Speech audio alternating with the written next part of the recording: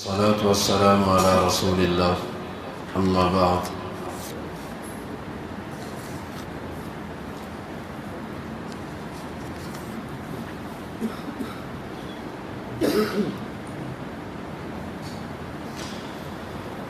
باب قتل المشرک النائم، یہ باب ہے سوئے ہوئے مشرک کو قتل کرنے کے بارے میں۔ امام بخاری کہتے ہیں ہمیں بیان کیا علی بن مسلم نے، وہ کہتے ہیں ہمیں بیان کیا یحییٰ بن زکریا بن ابی زائدہ نے، وہ کہتے ہیں مجھے بیان کیا میرے والد نے ابو اسحاق سے، وہ براء بن عازب رضی اللہ عنہما سے،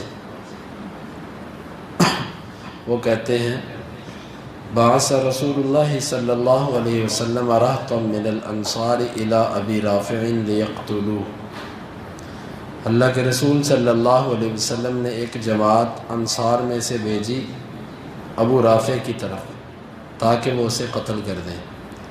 فانطلق رجل منہم، پس ان میں سے ایک آدمی چلا، فدخل حصنہم، وہ ان کے قلعے میں داخل ہو گیا۔ قال، وہ کہتا ہے فدخلت فی مربط دواب لہم، میں ان کا جو جانوروں کو باندھنے والی جو جگہ تھی اسٹبل، میں اس میں داخل ہوا۔ قال واغلقوا باب الحصن، وہ کہتا ہے کہ انہوں نے اپنے قلعے کے دروازے کو بند کر لیا۔ ثم انہم فقدوا حمارا لہم فخرجوا یطلبونہ، پھر انہوں نے اپنے گدھے کو گم پایا، وہ اسے ڈھونڈنے کے لیے نکلے۔ فخرجت فی من خرج، میں بھی نکلا ان میں جو نکلے تھے۔ اریہم اننی اطلبہ معہم، میں انہیں یہ ظاہر کروا رہا تھا کہ میں بھی اس گدھے کو تلاش کر رہا ہوں۔ فوجدوا، پس انہوں نے پایا الحمار، گدھے کو۔ فدخلوا ودخلت، پھر وہ قلعے میں داخل ہوئے، میں بھی داخل ہو گیا۔ واغلقوا باب الحصن، اور انہوں نے قلعے کے دروازے کو بند کر لیا لیلا، رات کے وقت۔ فوضعوا المفاتیح فی قوۃ حیث اراہا، انہوں نے چابیاں ایک تاکچے میں رکھی جہاں میں اسے دیکھ رہا تھا۔ فلما ناموا اخذت المفاتیح ففتحت باب الحصن، جب وہ سب سو گئے میں نے چابیاں پکڑی اور قلعے کا دروازہ کھولا۔ ثم دخلت علیہ، پھر میں اس پر داخل ہوا۔ فقلت یا ابا رافع، میں نے کہا ہے ابو رافع۔ فاجابنی، اس نے مجھے جواب دیا۔ فتعمدت الصوت فضربته فصاح، میں نے آواز کی طرف میں لپکا، میں نے اس کو مارا تو وہ چیخا۔ فخرجت، پس میں نکل گیا۔ ثم رجعت کأنی مغیث، میں پھر دوبارہ پلٹا اس انداز میں جیسے میں اس کا مدد کرنے والا ہوں۔ فقلت یا ابا رافع، میں نے کہا ہے ابو رافع۔ وغیرت صوتی، اور میں نے اپنی آواز کو تبدیل کیا۔ فقال ما لک لأمک الویل، وہ مجھے کہنے لگا کیا ہے تجھے، تیری ماں کے لیے افسوس ہو؟ قلت ما شانک، میں نے کہا کیا ہوا تجھے؟ قال لا ادری من دخل علی فضربنی، مجھے نہیں پتا کون میرے اوپر آیا اور اس نے مجھے مارا ہے۔ قال فوضعت سیفی فی بطنہ، میں نے تلوار اس کے پیٹ پہ رکھی۔ ثم تحاملت علیہ، پھر میں نے اس کے اوپر وزن ڈال دیا۔ حتی قرع العظم، یہاں تک کہ اس کی ہڈیاں اس کے ٹوٹنے کی آواز آنے لگی۔ ثم خرجت وانا دہش، پھر میں نکلا یہاں تک کہ میں دہشت زدہ تھا۔ فاتیت سلما لہم، میں ان کی جو سیڑھیاں تھی اس پر آیا۔ لانزل منہ، تاکہ میں اس سے نیچے اتروں۔ فوقعت، پس میں گر پڑا۔ فغثئت رجلی، میرا پاؤں مڑ گیا۔ فخرجت الی اصحابی، میں اپنے ساتھیوں کی طرف نکلا۔ فقلت ما انا ببارح، نہیں ہوں میں یہاں سے نکلنے والا، حتی اسمع الناعیہ، یہاں تک کہ میں کسی نوحہ کرنے والی کی آواز کو سن لوں کہ وہ واقعی مر چکا ہے۔ فما برحت حتی سمعت نعایا، میں وہیں پہ رہا یہاں تک کہ میں نے افسوس کا موت کا اعلان کرنے والی اور چیخنے والیوں کو سنا، ابی رافع جو ابو رافع کی تھی، تاجر اہل الحجاز جو اہل حجاز کا تاجر تھا۔ قال فقلت قمت میں کھڑا ہوا، وما بھی قلبۃ حتی اتینا النبی صلی اللہ علیہ وسلم، اور مجھے کچھ بھی نہیں تھا یہاں تک کہ نبی صلی اللہ علیہ وسلم کے پاس آئے، فاخبرناہ پس ہم نے آپ کو خبر دی۔ امام بخاری کہتے ہیں ہمیں بیان کیا عبداللہ بن محمد نے، وہ کہتے ہیں مجھے بیان کیا یحییٰ بن آدم نے، وہ کہتے ہیں مجھے بیان کیا یحییٰ بن ابی زائدہ نے، وہ اپنے والد سے، وہ ابو اسحاق سے، وہ براء بن عازب رضی اللہ عنہما سے، وہ کہتے ہیں کہ بعث رسول اللہ صلی اللہ علیہ وسلم رہطا من الانصار الی ابی رافع، اللہ کے نبی نے انصار کا ایک گروہ بھیجا ابو رافع کی طرف، فداخل علیہ عبداللہ ابن عتیق بیتہ لیلا فقتلہ وہو نائم، عبداللہ بن عتیق اس کے پاس گئے رات کے وقت، اس کے گھر میں وہ سویا ہوا تھا، اسے قتل کر دیا۔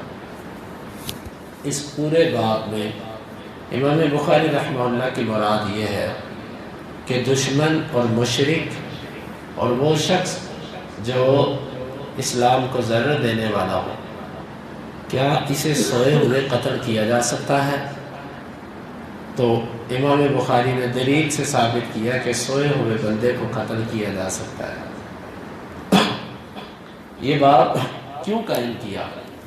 عام طور پر لوگوں کے ذہنوں میں یہ بات بیٹھی ہے کہ جس کو بھی قتل کرو پہلے اس کو اسلام کی دعوت دو، اگر وہ اسلام کی دعوت قبول نہیں کرتا پھر اس کو جزیہ پیش کرو کہ تم جزیہ دو، ٹیکس دو، اگر وہ اس کے لیے بھی تیار نہیں ہے تو پھر اس کو تیسرا مرحلہ جنگ کا اور قتل کرنے کا۔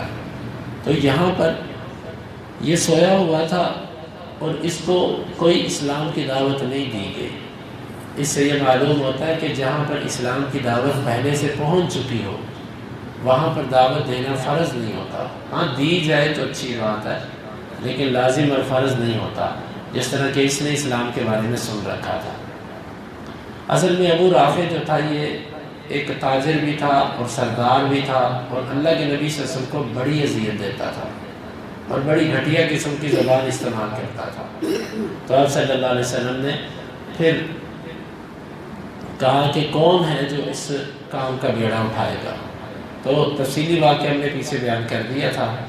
تو یہاں پر عبداللہ بن عتیق جو تھے رضی اللہ عنہ وہ گئے اور انہوں نے بڑے ہی جس کو کہتے ہیں کیموفلاج اس طریقے سے یہ وہاں پر گئے، اور ان کے جو جانور باندھنے کی جگہ تھی پہلے تو وہاں پر گھسے، ڈر رہے تھے کہ قلعے والے کہیں مجھے پہچان نہ لیں کہ یہ اجنبی شخص کون ہے، کیونکہ اس وقت یہ ہوتا تھا جس طرح آپ اپنے یہ لاہور کو دیکھ لیں، اس کی دیواریں ہوتی تھیں، پرانا جتنا لاہور ہے اس کی اب بھی دیواریں اور دروازے ہیں، تو ایسے انہوں نے اپنے پورے شہر کو چار دیواری کی ہوتی تھی اور ایک دروازہ ہوتا تھا، وہیں سے شہر کے لوگ داخل ہوتے تھے نکلتے تھے، اور قلعے کا دروازہ بند ہونے کا ایک وقت ہوتا تھا کہ اتنے بجے دروازہ بند ہو جائے گا، صبح اتنے بجے کھلے گا۔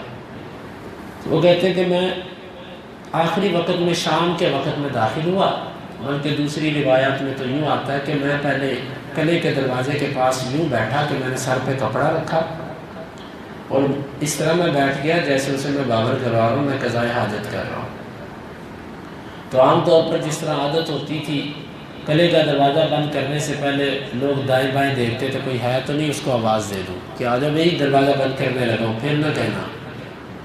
وہ کہتے ہیں کہ میں یوں بیٹھا اس کو یوں بابر کروا رہا تھا کہ جیسے میں قضائے حاجت کر رہا ہوں۔ اس نے جب ایسے ایسے دیکھا تو اس کی میرے اوپر نظر پڑی، کیونکہ میں اس کے بالکل سامنے بیٹھا تھا تاکہ وہ مجھے دیکھ لے، تو مجھے وہ کہنے لگا کہ تو نے آنا کہ نہیں آنا؟ میں نے کہا جی جی میں آ رہا ہوں، بس آ گیا، آ جاؤ۔ میں چلا گیا، کیونکہ جب اس سے مجھے خود آواز دی پھر وہ میری تصدیق بھی نہیں کرتا تھا۔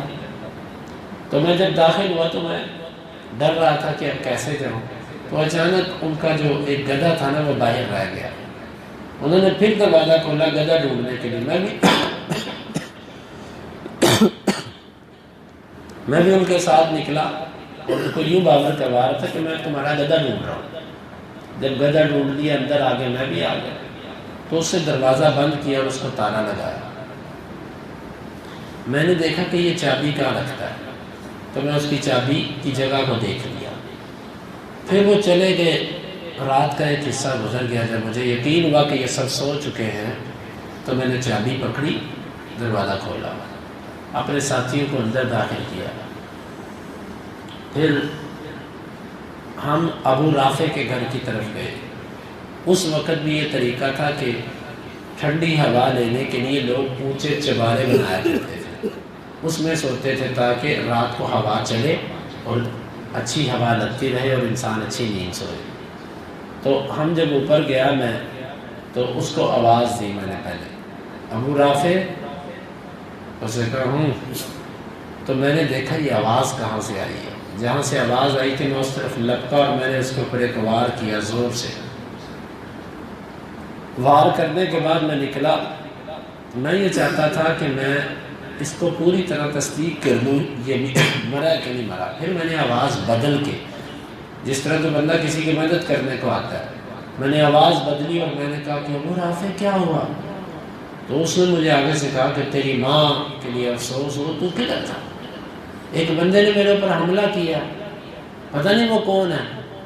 تو پھر میں اس کے پاس گیا، میں نے پھر تلوار اس کے پیٹ پہ رکھی اور اوپر تلوار کے اوپر وزن ڈال دیا، یہاں تک کہ اس کی ہڈیوں کے کڑچ کڑچ ہونے کی آواز میں نے سنی تلوار کے ساتھ۔ مجھے یقین ہو گیا کہ یہ اب انشاءاللہ جہنم جا چکا ہے۔ تو میں باہر نکلا تو میں انتہائی دہشت زدہ تھا، کیونکہ یہ کام ہی ایسا بڑی دہشت والا کام ہوتا ہے، انسان کے اوپر رعب آ جاتا ہے۔ تو میں انتہائی دہشت زدہ ہو چکا تھا کہ اب اللہ خیر کرے۔ تو میں جب نکلا تو سیڑھیاں اتر رہا تھا، تو بس جلدی کے اندر جب انسان گھبراتا ہے پھر اس کو پتہ نہیں چلتا، حواس باختہ ہو جاتا ہے۔ تو میرا پاؤں سیڑھیوں پہ صحیح ٹک نہ پایا تو میں گر پڑا، اس سے میرے پاؤں مڑ گیا، موج آ گئی۔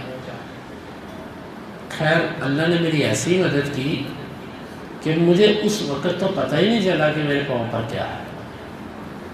میں اپنے ساتھیوں کے پاس آیا ہوں، میں نے کہا چلو بس نکلیں۔ میں نے کہا میں تو نہیں یہاں سے جاؤں گا جب تک میں اعلان نہ سن لوں اس کی مرگ کا۔ اس وقت یہ طریقہ ہوتا تھا کہ ایک بندہ اٹھ کے اعلان کرتا تھا کہ فلاں مر چکا ہے، کہتے ہم انتظار میں تھے کہ اتنی دیر میں کلے سے آوازیں آنا شروع ہو گئی کہ فلاں ابو رافع جو ہے وہ مر چکا ہے، حجاز کا تاجر۔ تو جب ہم نے آواز سنی تو ہم اللہ کے نبی صلی اللہ علیہ وسلم کے پاس آئے، آ کے آپ کو سارا واقعہ سنایا۔ آپ صلی اللہ علیہ وسلم نے لعاب مبارک لگایا، میرا پاؤں ایسے ہو گیا جیسے اس کو تھا ہی کچھ نہیں، بالکل ٹھیک ہو گیا۔ تو اس حدیث سے یہ استدلال کرنا چاہتے ہیں کہ سوئے ہوئے دشمن کو قتل کرنا یہ جائز ہے، اور یہ بھی ثابت ہوتا ہے یہاں سے کہ جو شخص کسی کو قتل کرنا، کافر کو اگر قتل کرنے جاتا ہے تو وہ حلیہ بدل کے، چلاکی کے ساتھ، مکاری کے ساتھ، پورے طریقے اختیار کرتے ہوئے وہ اپنے جو ہے وہ دشمن کو قتل کرنے کی کوشش کرے، کیونکہ اگر آپ سیدھی سیدھی بات کرتے ہیں تو آپ کے لیے اپنے ٹارگٹ تک پہنچنا مشکل نہیں۔ ایسے موقع پر جھوٹ بولنا، چلاکی کرنا یہ سب جائز ہے، لیکن اپنے مسلمان بھائی کے لیے ایسا کچھ بھی جائز نہیں، کیونکہ اس کے پاس لا الہ الا اللہ ہے۔ تو یہ ہے حدیث مبارکہ سے استدلال۔ آج بھی ایسا شخص جو اللہ اور اس کے رسول کو اذیت دیتا ہے، یہ علاج اس کا کیا جا سکتا ہے، لیکن اس میں بس اتنا ہے کہ ذمہ دار لوگ اگر ساتھ مل جائیں، جس طرح کہ اللہ کے نبی صلی اللہ علیہ وسلم نے خود فرمایا تھا کہ اسے کون قتل کرے گا، اگر ذمہ دار لوگ مل جائیں تو یہ بڑا اچھا ایک کام ہو، تاکہ اللہ اور اس کے رسول کے دشمنوں کو یوں قتل کیا جا سکے غفلت کی حالت میں۔ اللہ تعالیٰ سے دعا ہے اللہ تعالیٰ ہمیں ان حدیث کو سمجھنے کی اور ان کے تقاضوں کو پورا کرنے کی توفیق عطا فرمائے۔